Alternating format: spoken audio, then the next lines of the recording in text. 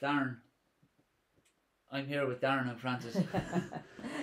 Enjoyable. So yeah, Francis is one of the lads here that was with the Kilkenny group, and it probably still is, you know, a part of the Kilkenny group. But I hope so. from the very beginning, you were there the day in the park with the very first Bunrock meeting in the Phoenix Park. The beginning of that great Phoenix group. Rising, yeah, beautiful. So group, many people yeah. knowing so much and discussing it. You were there at the start with the Society of Peace stuff. You were there, at the beginning when we were doing all the stuff here in Kilkenny, and you're still. We were trying to get the independent food going as well, weren't we? That's right. We were trying to do with a Shakti. So yeah, we're after doing a lot of different things, I suppose, aren't it? Hold the lines. We were doing up outside Radio Kilkenny. Has to be done. To stop for the vaccination of the children. Yeah, freezing. Yeah. That back then. And then now I suppose you're over on the other side of the world now. And where are you? Indonesia. Indonesia. Tell the people there, the lads. Yeah, well, I went over to Thailand to try and get a break for myself because it all got too kind of. I don't know if other people are finding this, but feel a bit kind of targeted. They haven't really wanted things to be successful that was independent. So I'd gone off grid here, and various different things that I thought were making a statement that I didn't have to abide by laws and statutes and mandates, only by laws. Men and women are just below God, and then public servants below us. And I was a little bit sure of things, but anyway, it turned out that I kept getting stopped. So I wanted to get away. And in Indonesia, it turned out their kind of version of what we have here with all the vivisection and the nuclear components and the built-to-fail wind turbines and the huge excessive powers of the Gardaí happening, increasing every minute of every day on all sorts of imaginary grounds. What they had was the threat of 200 million genetically modified mosquitoes, which happened to be something I'd written about in the past and studied with the Institute for Responsible Technology. So I happen to have my responsible technology. Yeah, if there is such a thing. Yeah. But it was their main premise is we shouldn't be genetically engineering microbes. So all those mRNA vaccines are an absolute disaster waiting to happen. They say gene edited is somehow different from GMO, when actually all they're doing is they're putting in these things. They say they're precise, they're accurate, and they're safe, predictable. And none of those things, not one of those things, because the DNA, the genome, just races to repair itself. It mutates. It never does the same thing twice. It takes up a bit of E. coli in the Petri dish. It's a nightmare for animals because all these things take place in serum of unborn calves. I mean, you couldn't make it up. It's like a horror story out there. An absolute license to kill and release anything on anybody. So I was excited because I just released these 2 albums all about what I think of as modern day rebel albums. Powerful, great singer. I don't know, in good company, but So I really want to stop the World Health Organization, the amendments to the International Health Regulations, and the World Health Organization Treaty, and also the UN, which is coming down the line, which is another license. Yeah. So when you were over in Indonesia, you were writing to these places. You went. You rallied a load of Indonesian people and. Yeah, I was really lucky actually. Well, lots of funny things happened. First of all, there was a big expat, so lots of Irish, and that's who I was staying with. And they were all like, "Well, we've got to stop this." Yeah. So in Indonesia, they wouldn't say "boo" to a goose. They're very polite over there. Yeah, so polite. Yeah. Even when you give them a load of information, the way they translate it to pass it on to their officials is like. Yeah. Oh, Honourable Darren, let's talk a little bit about... I'm very proud, nationally proud of what you've achieved, but maybe we need to look at these a little bit more. Oh, my God. So, it's... so I was writing to people, we were meeting with the governor, writing to the president. So even this is the governor over in Bali, yeah. Bali, like. Which is one. It's like they all have separate little governments Right. for the 17,000 islands over there. So each island has a different government, Exactly. ran by a different person. Exactly. And who controls all that then? What is There's a central government, but they've got a fantastic constitution Right. as well. Yeah. And So who would be that? Would be the central government? Would be an Indonesian government? Would it? Yep. Based in Jakarta. Yeah. And then my geography is really crap now. I mustn't let myself down. Just talk very vague terms. But what's really nice is there's a People's Assembly. Right. There's they have a real understanding. When they had their revolution, the only people that were saved were the artists, the priests, and the kings. And so it means the place is beautiful. Yeah. So these people would have been very oppressed in the past as well, like, so they recognise probably what's going on today, but they probably deal with it in a different way, a spiritual way, a different. Their beliefs is a little bit different than ours, I suppose. They react to things differently. They totally react to things differently because they're all really creative, really artistic, and I don't think they feel oppressed because they recognise that they're. Just like you recognise, everyone in this group recognises that that we are the creative force, we are the energy, we're the ones that are capable of honour, capable of anything, really, in real terms. We were blessed with that. Well, the poetry, the free will, everything, all the music, everything we've got. Yeah. But every morning they go out and they're lighting incense and putting petals around and spending a little bit of time with nature, like they really respect everything. It's fantastic. So I really and of course having been here for ages as an activist mainly for animals, it really helped me because they'd say something and they'd be totally innocent. They'd be like, oh, I wonder what they were hoping that would cure us of dengue fever, and I'm like, no, that's not what's happening. because we're so far into it here, and at least we know. But what I noticed here was that we got this referendum, and I was really excited about wanting a referendum for the last 20 years. I wanted one for animals. And I had 36 questions. I've narrowed it down to 36 questions. Do we want a vivisection? No. Do we want... and there were so many things. But there's a lot of referendums happening now, I suppose, for the wrong reasons. Well, that seems to be the 39th Amendment, the 40th Amendment, that's coming up. It's... it's crazy to think that they're trying to push this without any debate to change, like remove the woman from the change the home, the family. It's all they're trying to just smash it all up. Like I have it here, so like I don't know if I wrote you this earlier, have you seen it? But like the proposed 40th Amendment of the Constitution will entirely delete Article 41.2, which refers to the woman's life within the home, and that says that mothers shall not be obliged by economic necessity to engage in labour to neglect her duties in the home, which basically that kind of means like that you're not forced to go to work, that the state has a responsibility to look after you. But what they're trying to do is take that responsibility off themselves, and they're putting in this strive, like that they'll do their best, but to strive, like anyone can strive to be anything, and if you don't do it, it doesn't matter.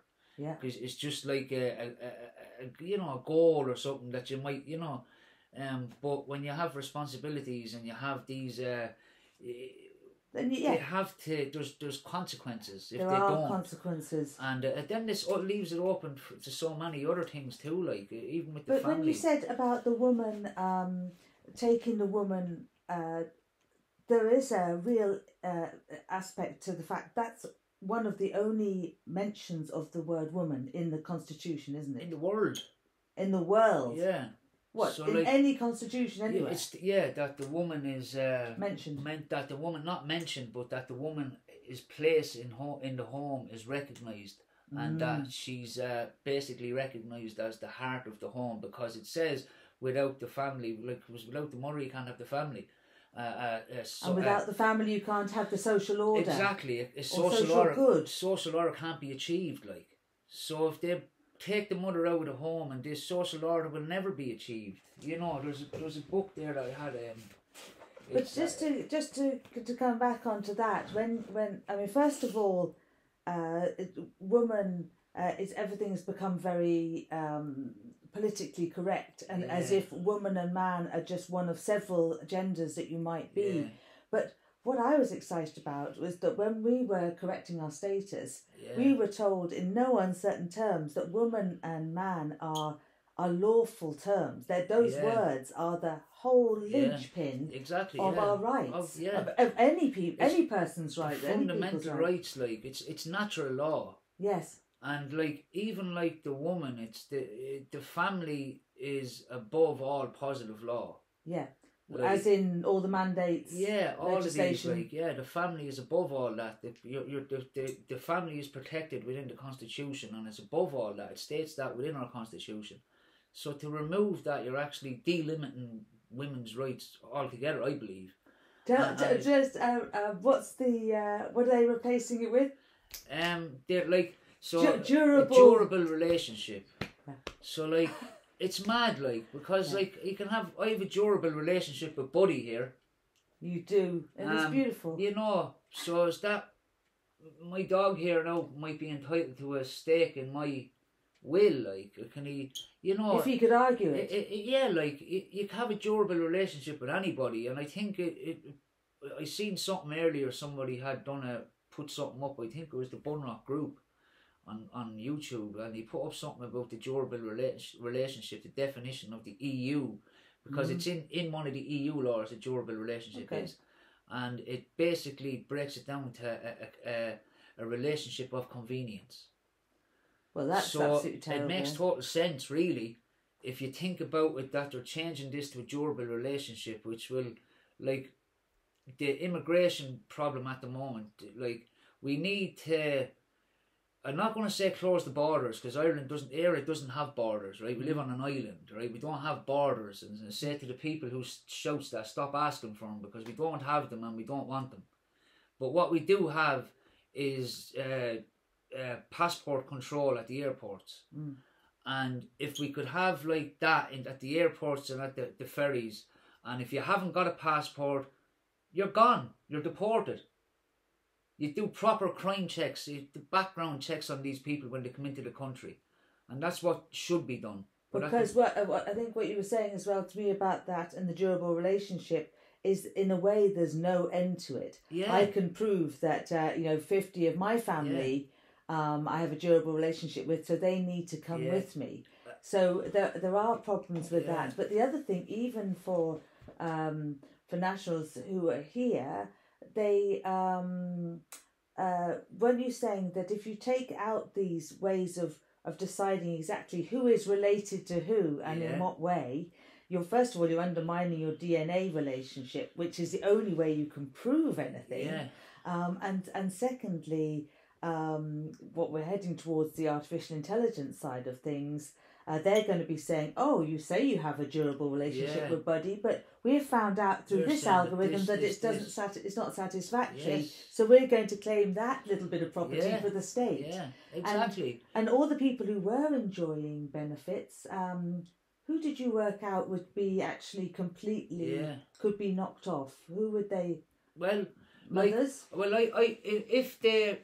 If the woman, the responsibility is took off the government to look after the mother within the home, meaning that she doesn't have to work, that she can raise her family at home while her husband works. Yeah.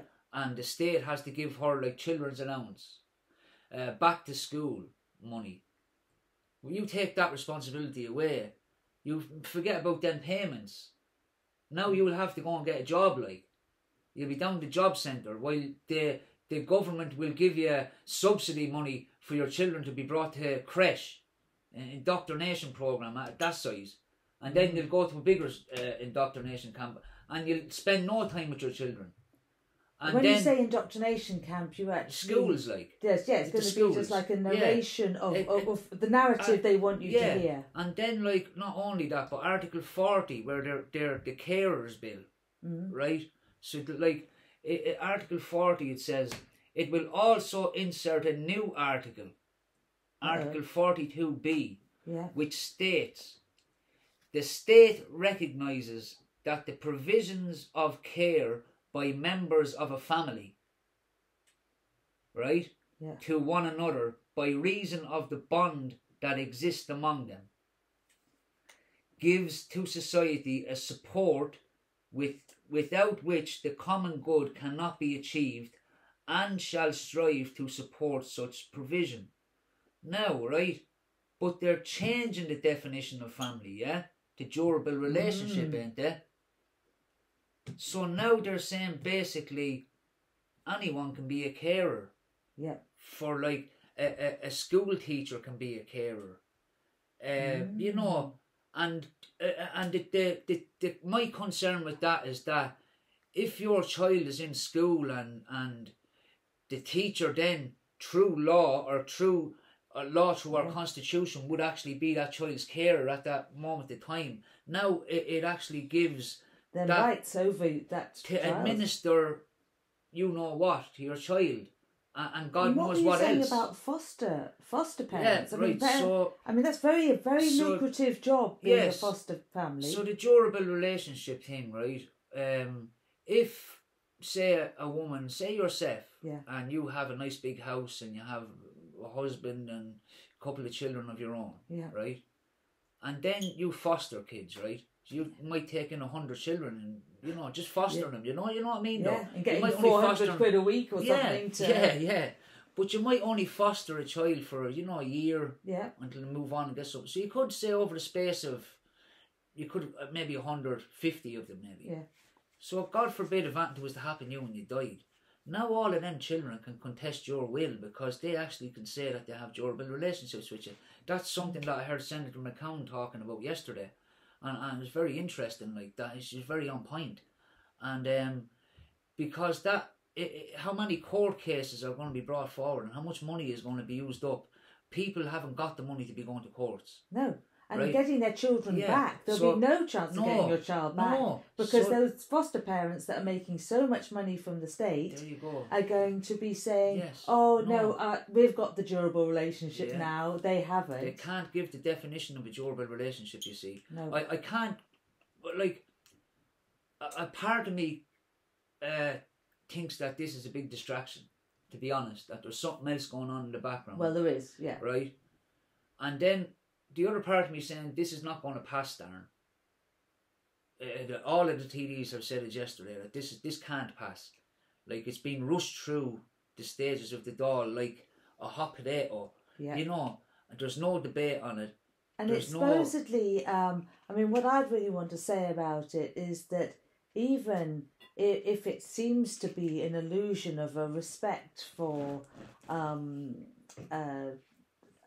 the lesbian and gay community and all the different groups of people that are fighting for a little bit of respect, we really need woman, man, family, mother, those things enshrined. First of all, you're not allowed to change the constitution, and secondly, we need those words in there, whatever they mean to you, because they're the ones that have any weight in law. Yes, because in natural law, like God's law, like God made man and woman, like, and then He gave the rule. He gave these like how to conduct yourself, manners and stuff, and like that's why I think like they are trying to get rid of this because it's an attack on all of it, religion.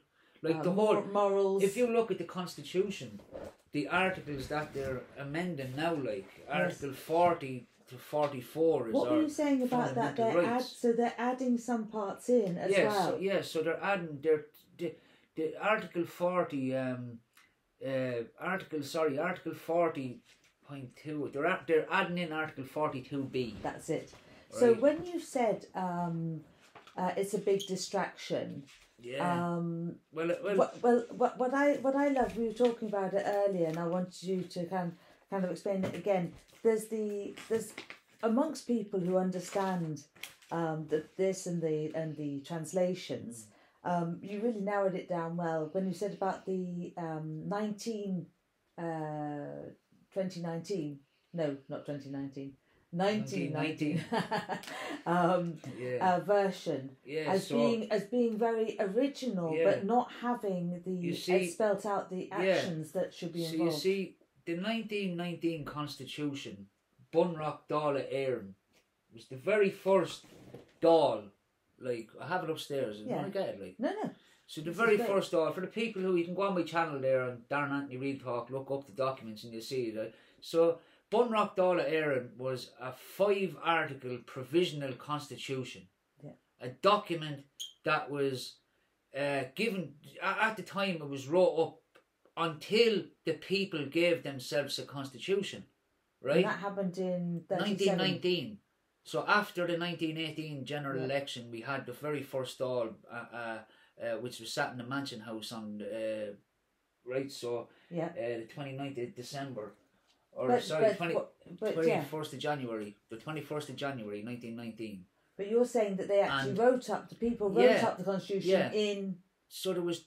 It was written in Cló Gaelic. It was written in the same text as this Constitution.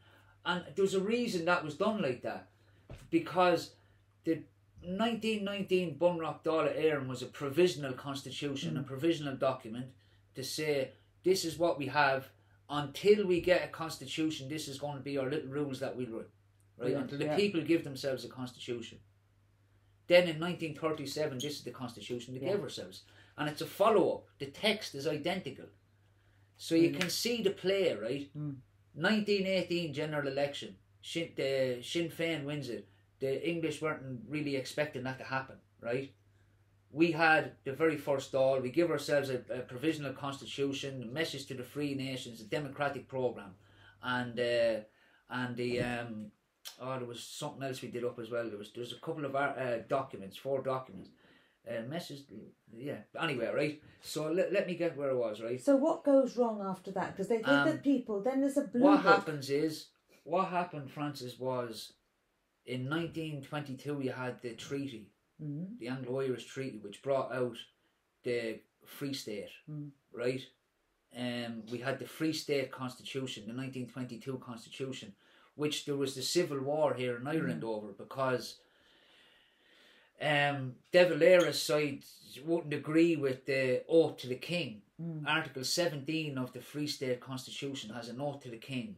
And we said, how are we a free independent state if we have to swear an oath of allegiance to King Henry and his heirs? How is that right? Michael Collins, people mightn't like this when I say this, but I'm speaking facts here. And anybody who dares to do a bit of research and understand or understand what really happened back then will quickly see it. Like, on the 3rd of March 1923, Michael Collins, De Valera's men occupied the forecourts. The 2nd of March, right, 1923. Collins and his men assembled across the road from the forecourts, and apparently he was given orders from over Churchill. Was meant to give him orders saying, if you don't blitz them men, I'm going to do it. And Collins and the Free State Army gathered all English artillery, English guns, English bombs, and they fired on their own men who was occupying the forecourts at the time. That was the start of the Civil War, you see. There was a split in the IRA that time because... before you get into that, I wanted to bring this back to the court, actually, because when you were talking as well about...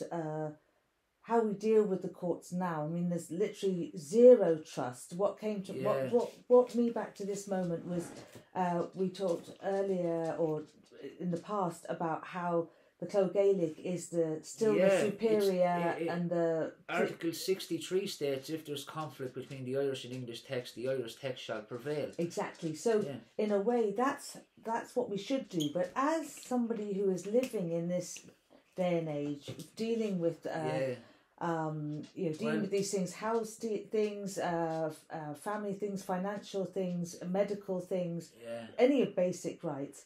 if you were going to recommend to people whether to go to court or not go to court, would you do it? Well, right. I'm going to say this, right? I'm not a solicitor, I'm not a barrister, right? And I'm not really giving legal advice. But what I will give is my opinion. And I'll speak honestly and I'll be straight up about it. I'd strongly advise you to go to court. I've seen a woman get tore over a car in front of her children, right? I did, right? Because she was told not to go to court and send back the documents and ignore it by a certain organisation. Yes. And she did what she was told, and she got tore over a car in front of her children, 3 young children, and stuck to the ground and brought to the police station and arrested, right? And what do you do when you go to the court? If it was me, if I'm in a position and I get called to go to court, yeah, if you have your status corrected, you can go down that road. I'm not saying don't do this, right? You do whatever you please. What I do, I'd be going to court and I'd be asking for all of my documents and all of my paperwork in the first official principal text of this island, which is Clogh Gaelic. Brilliant. And that's what I'd be doing, because that's I think where we need to be at, because we have Irish ways and Irish laws. And we need to bring it back to that. Once upon a time there was. Tell me, I think if we were going to round up now, would you say, is it simple on the day when they do the referendum, is it as simple as just saying no? Or should people maybe be writing and saying, never mind these few things, what about all our other rights going to hell in a handbasket? Or, is it...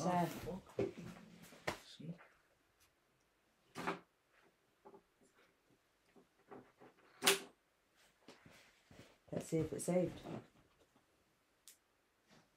No. That just knocked off again now. Gone. How was that like? It was too long. Think so? But why does it knock off and not save like? Oh, well, look at files. Oh, that's a fucking nightmare. Did you get it, no? I don't know.